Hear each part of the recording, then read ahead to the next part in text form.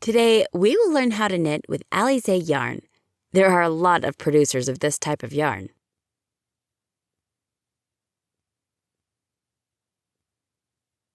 This yarn has the same stitches, so it has a specific look. You can knit this yarn without a hook or knitting needles. Today, I'll show you how to work with yarn in the most simple loops. With the most simple loops, you can create beautiful creations fast.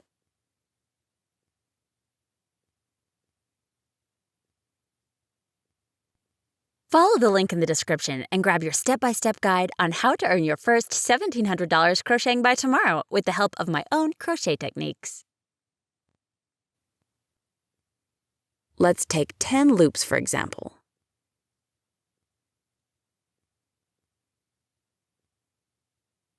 Loops need to lay out in such a way that they're not twisted and lay flat, because if the loops twist, it will end up being a completely different pattern.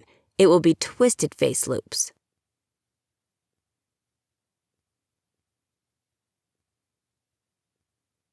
Today, we'll be knitting simple face loops. Our working yarn with loops goes on top so that it's easy to insert the loops.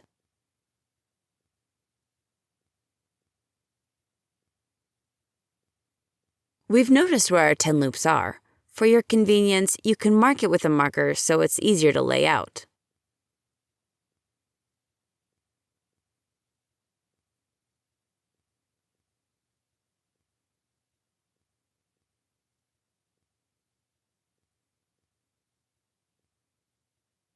Here's the 11th loop. All loops that will be our working loops need to be flat. We insert the loop of our working yarn through the back of this loop.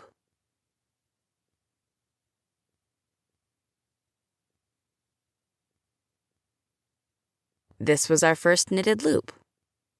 Next loop is the same. Keep track of twisting of the yarn, especially your working loops. We insert again from below.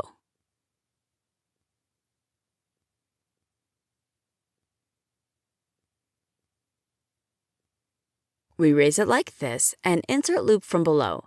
Now we have 2 loops knitted.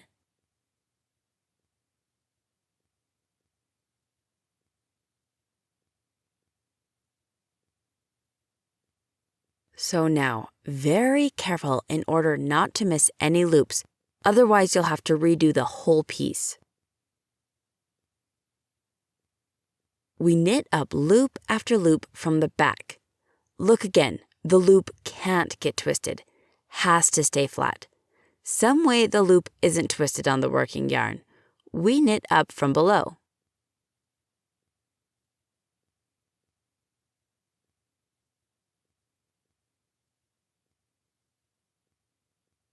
This is how you knit face loops. Now we knit till the end of the row, and I will show you how we handle the other side.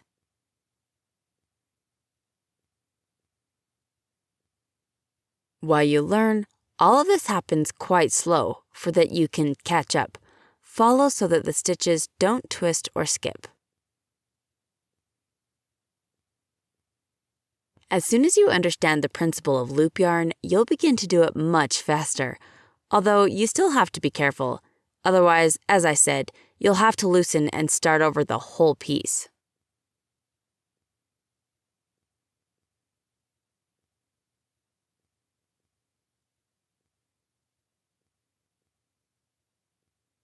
Flat stitch, and again insert from below.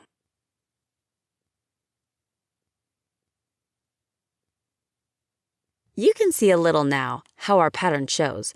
Also, if you don't know that this place was knit without knitting needles or a hook, but with this yarn, you might say it indeed was made with a needle and a hook, because the frontal pattern is visible.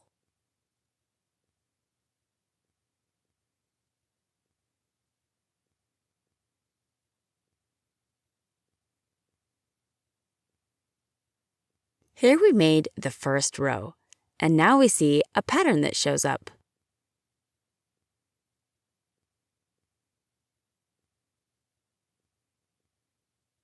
Let's knit in the opposite way so you understand how to do it in both directions. This won't be the back. The face loops will remain the focus. We're just going in the opposite direction. Edge stitches knit up just as face loops. They won't even twist. Meanwhile, the edge will be beautiful, flat, which you can later on, if wanted, sew into other creations.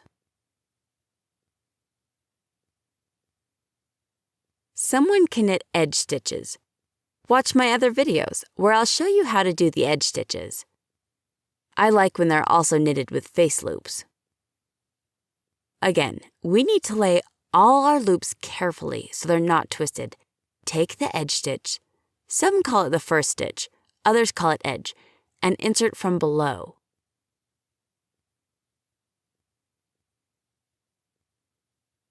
Next, we follow the row and repeat the same thing.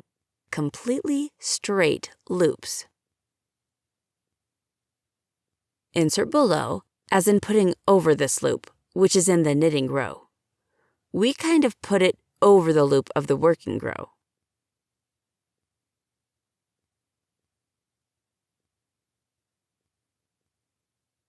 I think the principle is clear. It's not very complicated.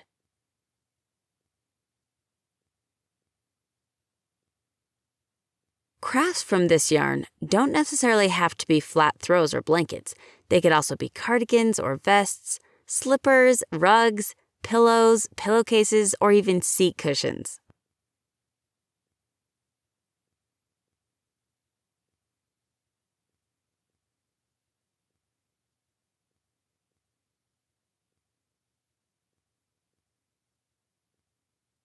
So even home crafts can be very beautiful from this yarn. You can even do hats, scarves, etc. You can do a lot with it.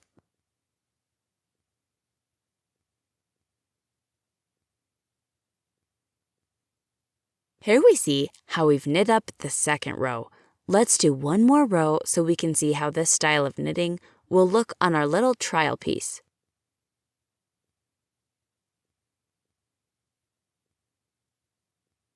I'll remind one more time that the loops need to stay flat and not twist. We get a pretty dense array if you knit without twisted loops, but you can also knit with twisted loops, meaning there is an approach like that too.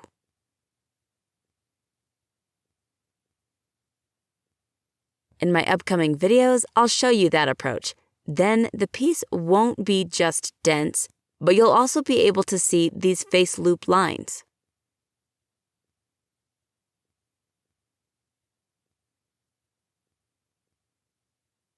It's also face knitting, but the loops can be twisting.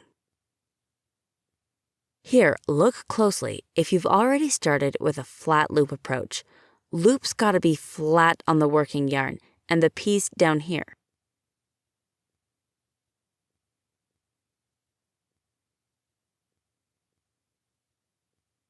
You can call the length of your crafts or turn it this way, maybe crossing lines, or vertical as we do the more common way for us with face loops.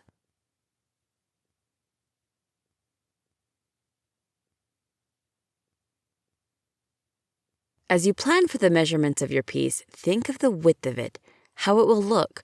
Will it be diagonal or crossing lines, and so on.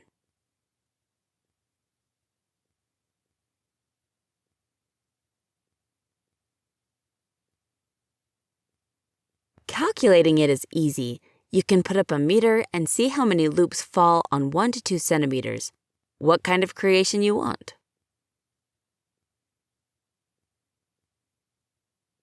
On average, one loop is 1 centimeter, and you can calculate the length and width of the object that you want. It comes easy, but you have to do it and knit a referring sample. Why? Because this yarn has various and different sources.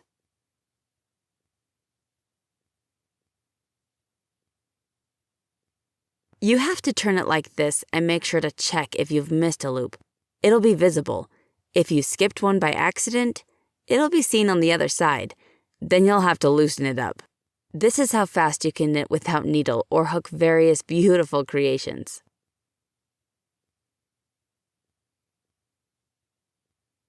Different kind of creations or patterns from this yarn you can find in my catalog below in the description. You'll find out how to turn this into beautiful pieces.